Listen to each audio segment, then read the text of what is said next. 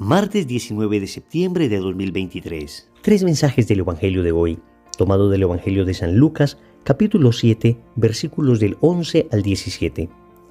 En aquel tiempo, iba Jesús camino de una ciudad llamada Naín, y caminaban con él sus discípulos y mucho gentío. Cuando se acercaba a la puerta de la ciudad, resultó que sacaban a enterrar a un muerto, hijo único de su madre, que era viuda. Y un gentío considerable de la ciudad la acompañaba. Al verla, el Señor se compadeció de ella y le dijo: «No llores». Y acercándose al ataúd, lo tocó. Los que lo llevaban se pararon, y dijo: «Muchacho, a ti te digo, levántate». El muerto se incorporó y empezó a hablar, y se lo entregó a su madre. Todos, sobrecogidos de temor, daban gloria a Dios, diciendo: «Un gran profeta ha surgido entre nosotros, y Dios ha visitado a su pueblo». Este hecho se divulgó por toda Judea y por toda la comarca circundante. Palabra del Señor. Gloria a ti, Señor Jesús. Querida familia, tenemos hoy en el Evangelio de San Lucas un milagro de resurrección. Y a diferencia de los milagros de resurrección que se dieron en el Antiguo Testamento, donde los profetas invocaban el nombre de Dios, en este caso Jesús invoca su propio nombre y le dice: «Yo te digo, levántate». Él está manifestando que es Dios, que tiene poder sobre la vida y sobre la muerte. Nos está diciendo que es la segunda persona de la Santísima Trinidad. Por consiguiente, tú y yo no seguimos simplemente un profeta, como concluyeron entonces aquellos que vieron este milagro. Apenas estaban entendiendo la revelación de su divinidad, sino que nosotros ya, después de la resurrección, hemos comprendido que Cristo es más que un profeta. Él es Dios hecho hombre. Vamos con tres mensajes. Primero, acércate al que sufre. Segundo, a ti te digo, levántate. Tercero, Dios está contigo. Vamos con el primer punto. Acércate al que sufre. Y aquí vamos a tomar a Jesús como modelo, como ejemplo. Noten que Jesús lo primero que hace es ir hacia el que sufre. Dice el Evangelio que iba Jesús camino de una ciudad llamada Naín. Y en esta ciudad había una mujer viuda que había perdido a su hijo. Amigos, cuando una persona pierde a su cónyuge, pues se le llama viuda o se le llama viudo. Existe un nombre para denominar esa situación. Cuando una persona pierde a sus padres, se le llama huérfano. Existe un nombre para denominar esa situación. Pero cuando una persona pierde a un hijo, no hay un nombre que pueda clasificar el dolor tan profundo que se debe experimentar. Jesús se acerca a esta mujer que está sufriendo terriblemente. Nos llama a nosotros también a ir hacia el que sufre. Amigos, no solo esperemos a que vengan a nosotros. Ciertamente mucha gente a lo largo del día, a lo largo de la semana, se nos acerca con dificultades. Escuchamos al que nos pide una moneda, escuchamos al que nos dice que tiene una situación complicada en su casa, pero no podemos quedarnos cómodamente nosotros esperando a que vengan a pedirnos ayuda.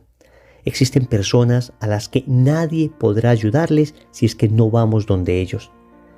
No se te puede acercar una persona en un hospital, no se te puede acercar una persona en una cárcel, no se te puede acercar una persona que no se puede mover por alguna razón. Y estas son personas que reciben menos caridad porque están menos visibilizadas. Y nosotros hoy, aprendiendo de Jesús, tenemos que aprender a ir hacia ellos. Pero no solamente es ir, sino que es acercarnos. El Evangelio dice: cuando Jesús se acercaba a la puerta de la ciudad, resultó que sacaban a enterrar a un muerto, hijo único de su madre, que era viuda. Familia, no es solamente ir hacia las personas y verlas desde lejitos. No, es acercarnos a la necesidad del otro. Es aproximarnos, es que sientan nuestra presencia. Es necesario que experimenten nuestra presencia y que nuestra presencia sea presencia de Cristo para ellos. Amigos, la fe católica es una fe que exige presencia. Nosotros no nos podemos acostumbrar a lo virtual. Lo virtual nos ayuda, pero lo virtual no puede reemplazar lo esencial. Noten que los sacramentos católicos son presenciales, porque la presencia es necesaria. Cristo está en la Eucaristía presente con su cuerpo, sangre, alma y divinidad. Pues nosotros que comulgamos a Cristo, que se hace presente en la Eucaristía, debemos hacernos presentes, debemos acercarnos a las personas que están sufriendo. Y yo sé que en este momento debe estar pasando alguien por tu cabeza que está sufriendo y que tal vez no nos hemos acercado lo suficiente. Además, hay que compadecerse de la persona. Dice el Evangelio que al verla, el Señor se compadeció de ella y le dijo, no llores. ¿Qué es compasión? Compasión es padecer con el otro. Compasión es unirme al dolor del otro. Es distinto a la lástima. La lástima la siente el superior sobre el inferior. En cambio, la compasión se siente hacia un igual. Yo trato al otro como otro con dignidad y me compadezco de él. Amigos, se nos ha endurecido el corazón. Yo les digo que uno permanentemente tiene que reflexionar sobre la necesidad de volver a tener un corazón de carne, porque las situaciones que nos rodean y las decepciones que en ocasiones nos llevamos con personas que ayudamos tienden a endurecer nuestro corazón, a volverlo como una roca, como una piedra. El Señor nos muestra que debemos compadecernos. Y finalmente dice el Evangelio que Jesús tocó, y acercándose al ataúd, lo tocó. Querida familia, Jesús está haciendo algo que bajo la ley mosaica, bajo la ley judía, es un escándalo. Los muertos no se podían tocar y sin embargo Jesús tocó al muerto para resucitarlo. Ellos creían que el que tocaba a un muerto se contaminaba, pero es que Jesús es la salud misma y toca al muerto y resucita. Pues nosotros también tenemos que tocar al necesitado. El Papa Francisco insiste mucho en tocar la carne de Cristo. Él dice que nosotros debemos acercarnos al dolor del otro y tocarlo, palparlo, experimentarlo, hacerlo nuestro. Obviamente, en muchas ocasiones no seremos capaces por nuestras propias fuerzas. Necesitaremos la ayuda de la gracia.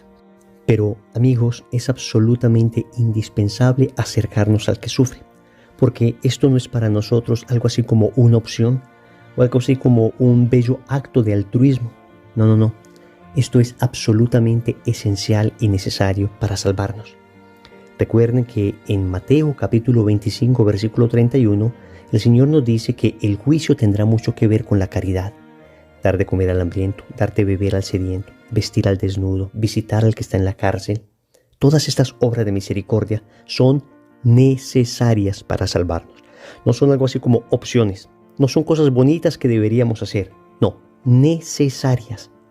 Y creo que el Evangelio de hoy nos llama a esto. Segundo, a ti te digo, levántate. Ahora escuchemos la palabra de Jesús a este joven que estaba muerto. Muchacho, a ti te lo digo, levántate. Dice el Evangelio que el muerto se incorporó y empezó a hablar y se lo entregó a su madre. Ahora es Jesús el que te habla a ti, el que me habla a mí. En el primer punto veíamos a Jesús como el modelo a seguir. Ahora Jesús nos habla a nosotros. Ahora Jesús te habla a ti y te dice, levántate. Dice el texto que el muerto se incorporó y empezó a hablar y se lo entregó a su madre. Pues nosotros también estamos muertos. En primer lugar, podemos estar muertos por el pecado. Es la peor de las muertes que existe. Porque la muerte por el pecado nos puede llevar a la muerte eterna, que es el infierno. Una persona podría morir físicamente, pero si está en gracia de Dios se salva para siempre.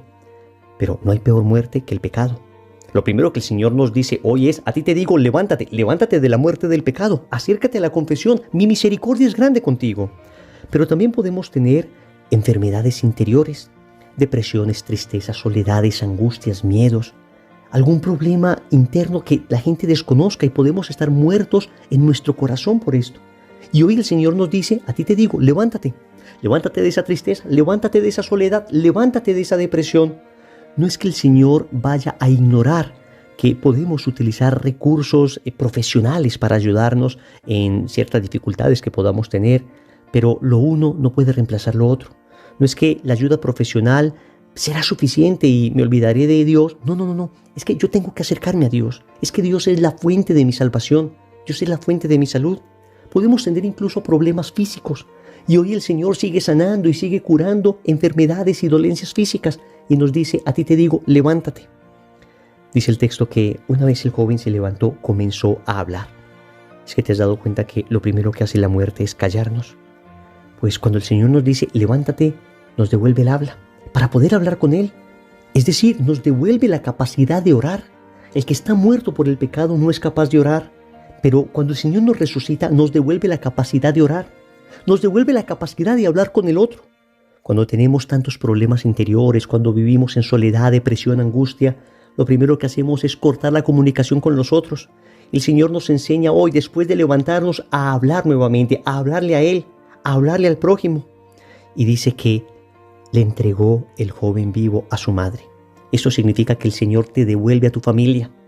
Y es que muchas veces estas muertes que hemos tenido, esta muerte interior por el pecado, estas muertes de depresiones, estas muertes de enfermedad física, nos han alejado de nuestra familia, nos han alejado de los seres que amamos.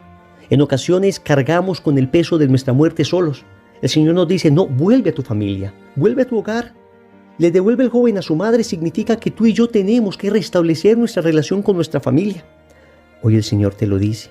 A ti te digo, levántate, levántate. Porque si no eres capaz solo, si no eres capaz sola, dice el Señor, yo tengo el poder para que te levantes. Tercero, Dios está contigo. Concluye la gente, después de ver este milagro, lo siguiente. Un gran profeta ha surgido entre nosotros. Dios ha visitado a su pueblo.